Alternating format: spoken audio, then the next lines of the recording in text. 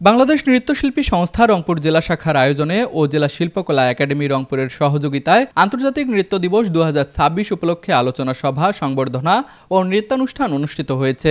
গতকাল বুধবার সন্ধ্যায় জেলা শিল্পকলা একাডেমিতে অনুষ্ঠিত এই অনুষ্ঠানে রংপুর গ্রুপের উপব্যবস্থাপনা পরিচালক ও বাংলাদেশ নৃত্যশিল্পী সংস্থা রংপুরের সভাপতি আশরাফুল আলম আলামিনের সভাপতিত্বে প্রধান অতিথি হিসেবে উপস্থিত ছিলেন রংপুর গ্রুপের মাননীয় চেয়ারম্যান নীলু আহসান।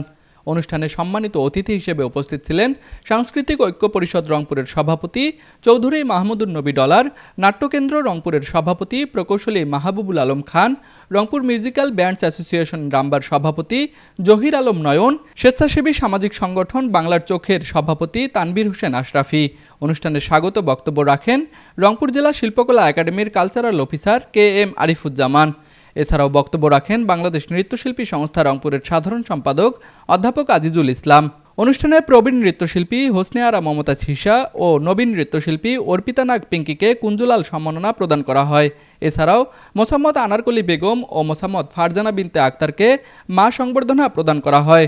অনুষ্ঠানে 4টি বিভাগে 5টি ক্যাটাগরিতে মোট 69 জন নৃত্যশিল্পীকে বিভিন্ন প্রতিযোগিতায় পুরস্কৃত করা হয়। রাশেদ হোসেনের ক্যামেরায় তুষার আচার্য, ডেস্ক রিপোর্ট, RCTV।